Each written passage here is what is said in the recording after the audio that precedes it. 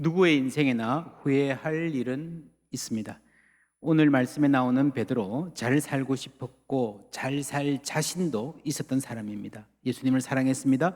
예수님 위해서라면 목숨까지 바칠 각오되어 있었습니다. 그러나 결정적인 순간에 어이없이 무너졌습니다. 내가 얼마나 약한 인간인지 뼈저리게 깨달았습니다. 그런 베드로에게 예수님 다시 찾아오셨습니다. 그리고 물으십니다. 네가 나를 사랑하느냐? 세 번 물으시고 내 양을 치라, 교회를 맡겨주십니다. 이것은 어떤 일을 부탁한다 그 이전에 베드로를 교회의 지도자로 인정하시고 세우시는 장면입니다. 베드로는 예수님을 세 번 부인했는데 예수님은 세 번 물어보시고 세 번이나 인정해 주시고 세워 주셨습니다. 실패의 자리에서 회복시켜 주신 것입니다. 베드로의 삶을 들어보다 보면 이 평범한 한 사람을 하나님이 선택하셔서 어떻게 끌고 가시는지, 침몰할 뻔한 상황에서 어떻게 회복시켜 주시는지 그 회복 탄력성을 잘 볼 수 있습니다. 이번 한 주 동안에 여러분 묵상집을 통해서 함께 읽으실 수 있습니다. 오늘은 21장 말씀 중심으로 묵상하겠습니다. 내가 진실로 진실로 내게 이르노니 내가 젊어서는 스스로 띠띠고 운하는 곳으로 다녔거니와 늙어서는 내 팔을 벌리리니 남이 내게 띠띠우고 원하지 아니하는 곳으로 데려가리라. 무슨 말일까요? 이 말씀을 하시면 베드로가 어떠한 죽음으로 하나님께 영광 돌릴 것을 가르치심이러라. 순교에 대한 예언이죠. 이 말씀을 하시고 베드로에게 이르시되 나를 따르라 하시니 베드로가 돌이켜 나를 따르라 하시고 앞서 가신 것 같아요. 가다가 맨 앞에 베드로와 예수님이 서 있는데 뒤를 돌이킵니다. 예수께서 그 사랑하시는 그 제자가 따르는 것을 보니 머릿속에 그림이 그려지시죠. 그는 만찬석에서 예수의 품에 의지하여 주님을 파는 자가 누구오니까 묻던 자르라. 이에 베드로가 그를 보고 예수님께 여짜오되 주님, 이 사람은 어떻게 되겠사옵나이까? 예수께서 이르시되 내가 올 때까지 그를 머물게 하고자 할지라도 내게 무슨 상관이냐? 너는 나를 따르라.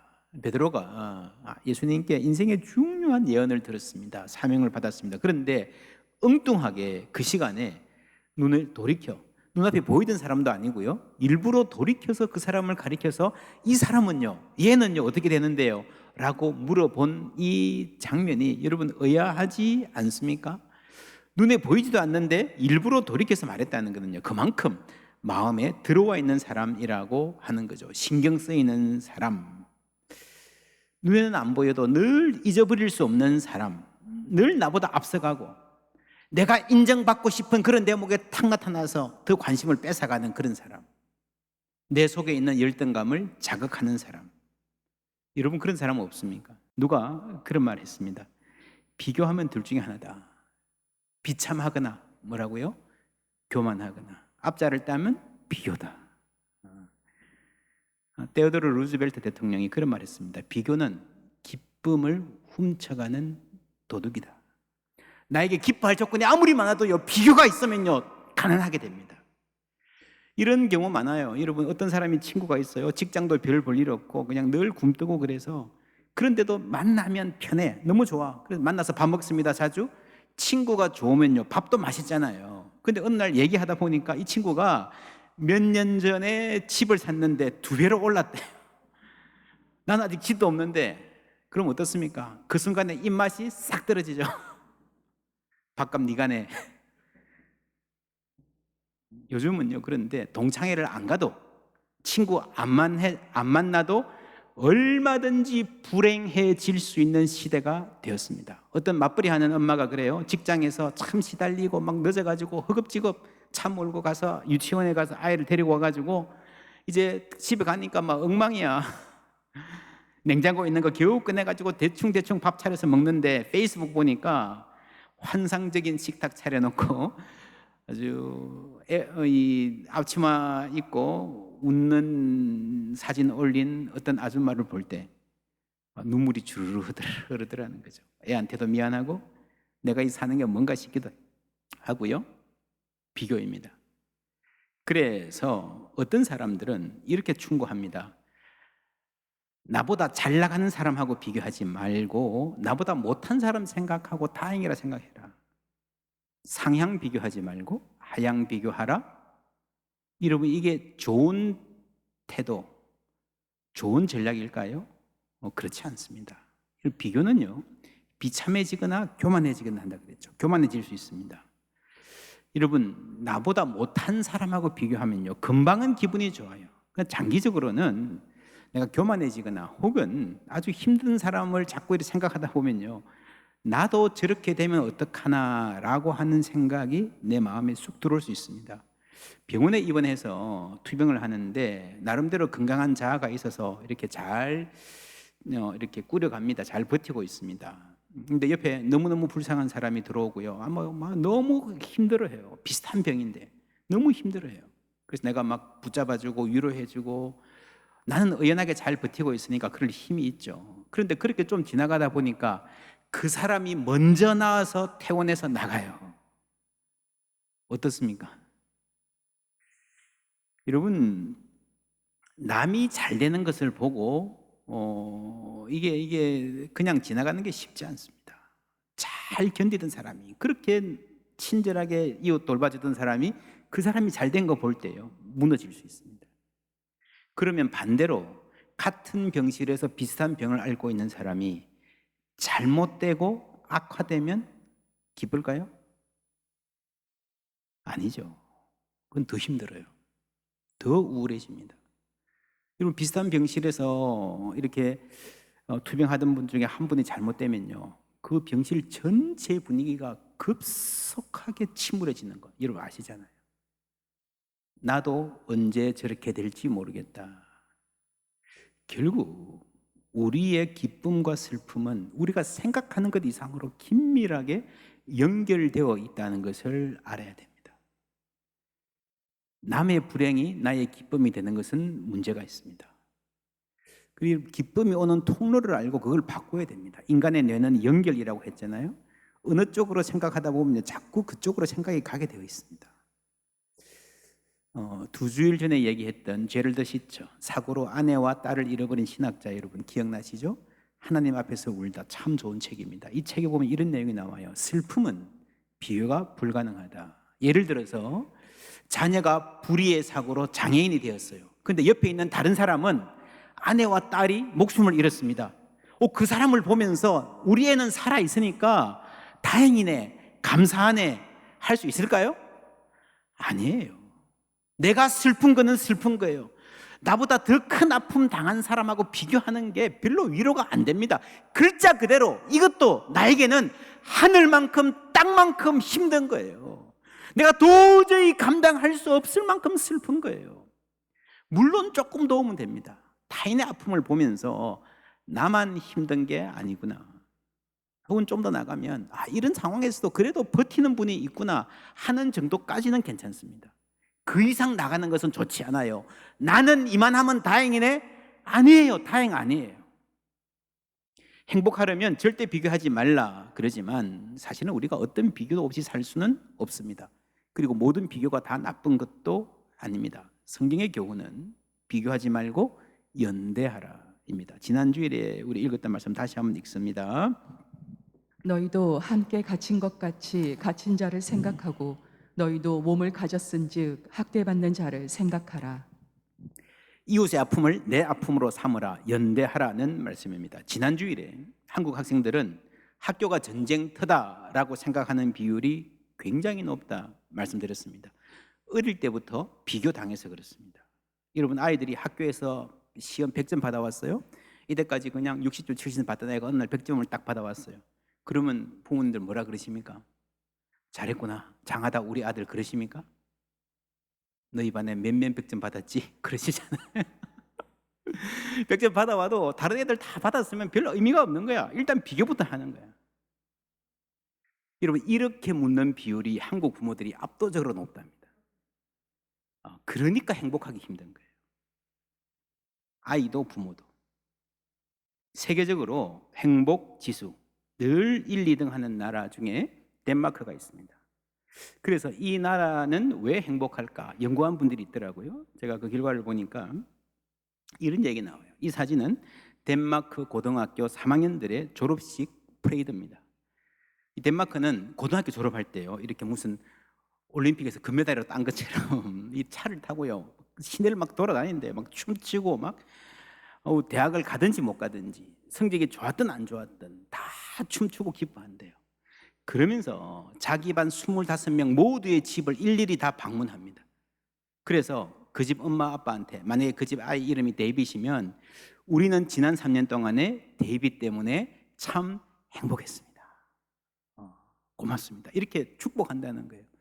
여러분 재밌지 않습니까? 로마서 말씀 한번 읽어볼게요. 너희를 박해하는 자를 축복하라. 축복하고 저주하지 말라. 즐거워하는 자들과 함께 즐거워하고 우는 자들과 함께 울라. 축복하라. 심지어 박해하는 자라도 축복하라. 그러니까 친구는, 교우들은 당연히 축복해야죠. 오늘부터 우리가 감사 릴레이 하는데 여러분 감사할 일 전해보십시오. 전화하면 더 감사할 일 생길 줄 믿습니다. 혹 감사할 일 없어도 좋아요. 그냥 축복 릴레이라고 생각하고요.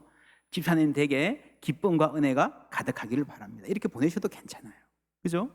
이게 축복 릴레이입니다. 여러분 집사님 오늘 참 건강해 보여서 참 좋습니다. 이렇게 축복하셔도 좋습니다.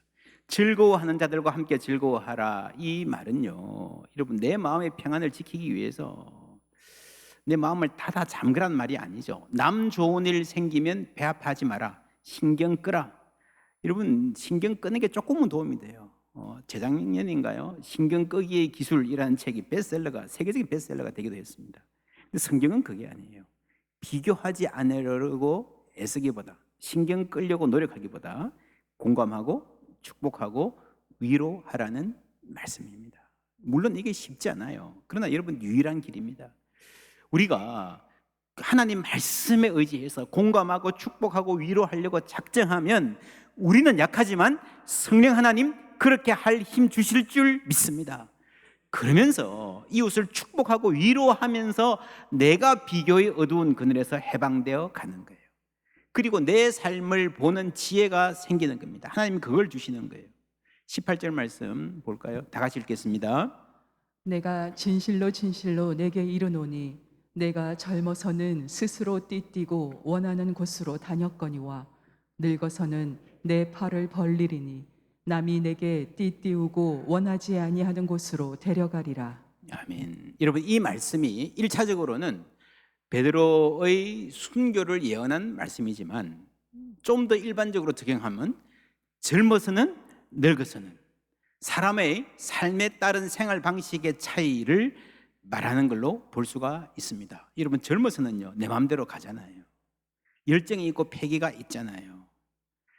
그래서 내가 스스로 원하는 곳을 가는데 여러분 나이가 들면 마음대로 못하죠.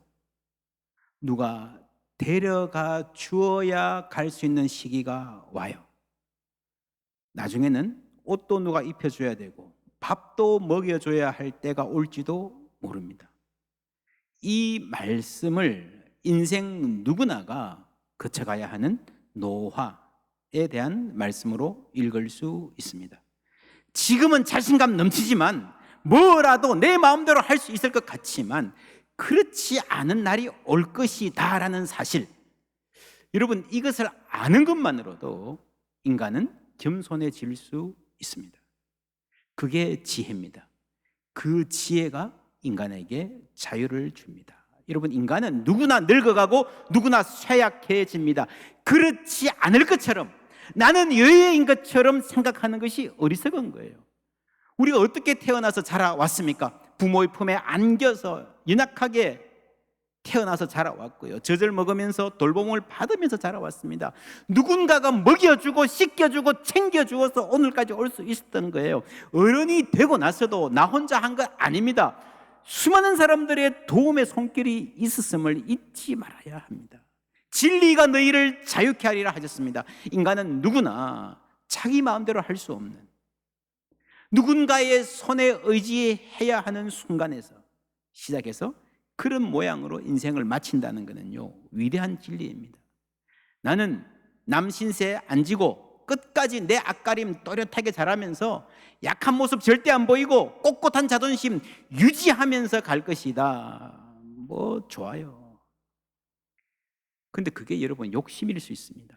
그 욕심이 과하면요 그 욕심이 나를 불행하게 만들어요. 그것 또한 그릇된 완벽주의입니다. 신세질 수도 있지. 약한 모습 보일 수도 있지. 여러분, 그런 여유 있는 마음을 가진 사람들이 더 정정하게 더 오래 사세요. 본래 인간은 누군가를 의지해야만 살아갈 수 있는 존재입니다. 그 깨달음이 우리에게 겸손을 주고 그 겸손이 우리를 자유롭게 만들어 줍니다. 또 하나 우리가 생각해 보아야 할 대목은요, 인간이 젊을 때는 행복하고 노년이 될수록 불행해진다라고 하는 전제입니다. 정말 그럴까? 2018년에 서울대학교 행복연구센터가 카카오의 도움을 받아서 100만이 넘는 사람들을 설문하고 안녕지수를 조사한 게 있습니다. 한국인의 행복과 관련된 가장 체계적인 방대한 연구인 것 같습니다. 지역별로 보면 1위가 세종시, 2위는 해외고요. 경북은 7위고 대구는 12위고 서울은 17위입니다. 연령별로 보면요, 60대 이상이 가장 행복하대요. 그 다음은 10대, 가장 불행한 사람은 20대. 그 다음 보시면요, 가장 행복한 남녀를 같이 보면 10대 남자아이들이 가장 행복하고 그 다음은 60대 여성입니다. 어릴 때는 남자가 행복하고요, 나이 들면 여자가 행복하다. 재밌지 않습니까?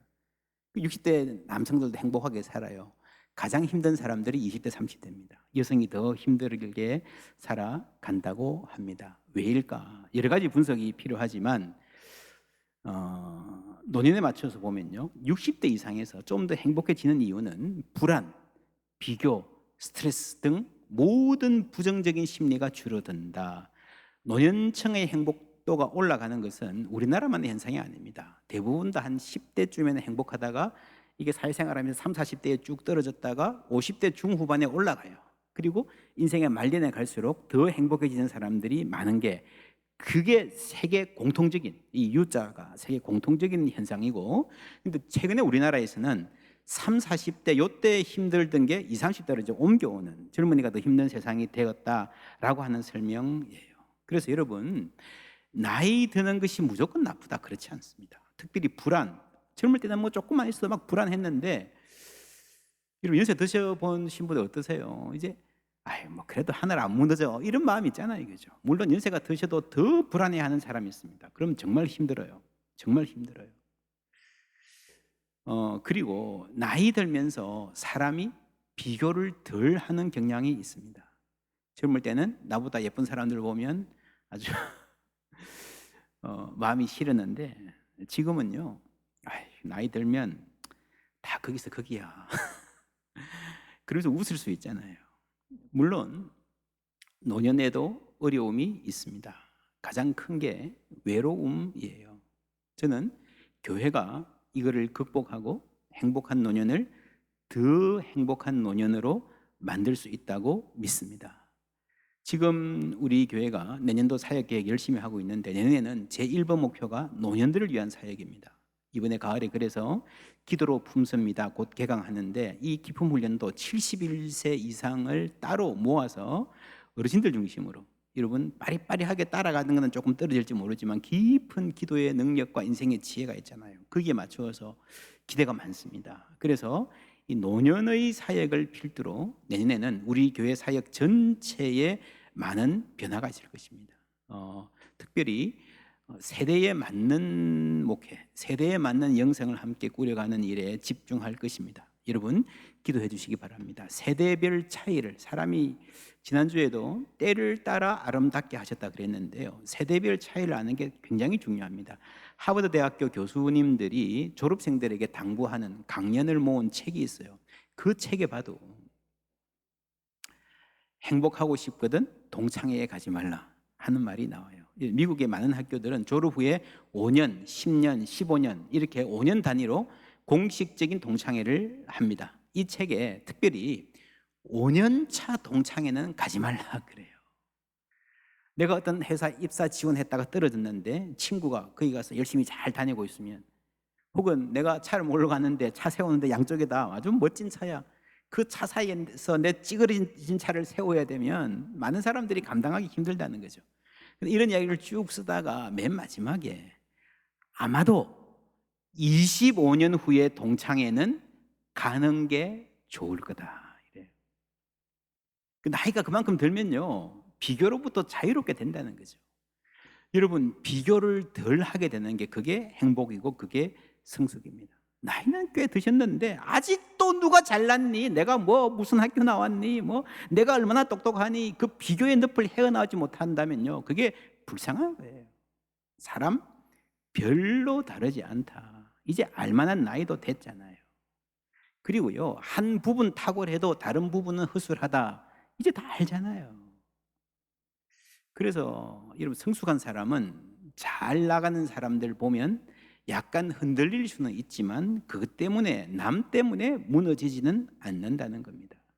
이거는 비단 나이뿐 아니라 젊은 사람들 중에서도, 혹은 연세가 드셔도 젊은 사람 못지않게 열정적으로 살면서도 비교와 열등감으로부터 자유로운 사람 있습니다. 베드로는 열정적인 사람, 늘 행동이 앞서는 사람이에요. 큰 소리 치고 제가 할 수 있습니다 앞서다가 나서다가 침몰했지만, 여러분, 그 성격 어디 가지 않잖아요. 오늘 말씀도 앞에 읽어보시면요, 예수님이다 그러니까 혼자서 옷 입은 채로 물에 뛰어들어요. 이걸 여러분 적극적이다 그래야 되나요? 엉벙덩벙 된다고 해야 되나요?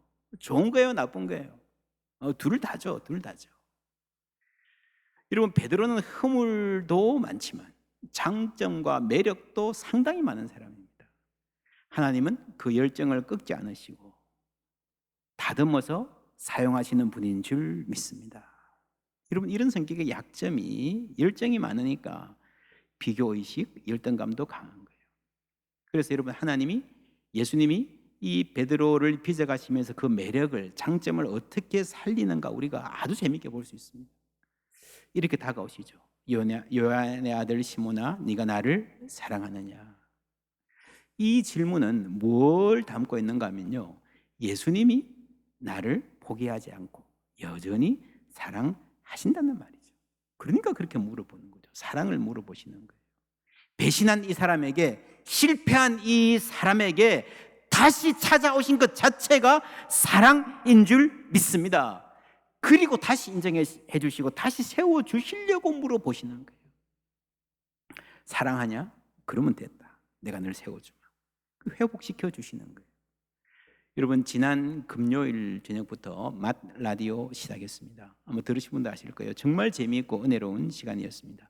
한동대학교 이지성 교수님 그 화상 입었던 그때부터 시작해서 인터뷰 조근조근 최근 일까지 쭉 했는데, 참 그 인터뷰도 감동적이었습니다. 그 인터뷰의 마지막 질문, 교수님께 하나님은 어떤 분이십니까? 하니까 사랑의 하나님이십니다. 저도 저 자신을 사랑할 수 없을 때 저를 기억하시고 잊지 않으시고 사랑하신 하나님, 그 하나님으로부터 받은 그 사랑으로 인해 저도 버리고 싶은 저 자신을 사랑할 수 있게 되었고, 또 그 사랑이 누군가를, 이웃을 사랑하는 일을 가능케 했습니다. 제가 이 말을 들으면서요, 이 똑같은 말을 오늘 말씀에 나오는 베드로에게 인터뷰에도 똑같은 말을 하지 않았을까? 나도 나를 사랑할 수 없고 나도 나를 포기하고 싶을 때 하나님께서 나를 잊지 않으시고 기억하시고 찾아오시고 사랑해 주셨다는 거예요. 그 사랑 때문에 나도 말씀을 전하면서 사랑하며 살 수 있었습니다.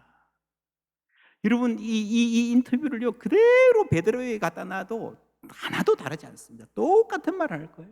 왜일까요? 동일한 하나님의 사랑이기 때문인 줄 믿습니다. 같은 하나님이 우리 한 사람 한 사람 사랑하시는 줄 믿습니다. 우리가 이 사랑을 안다면, 여러분, 우리가 인생에서 살아가면서 겪는 어떤 좌절도, 어떤 실패도 그것이 마지막 결론이 아닙니다. 우리는 회복될 수 있고 일어날 수 있을 뿐 아니라 더 좋아질 수 있습니다. 예수님 의지하여 하나님 사랑에 힘입어 새롭게 일어나는 능력 얻는 우리 모두 되기를 주님의 이름으로 축원합니다.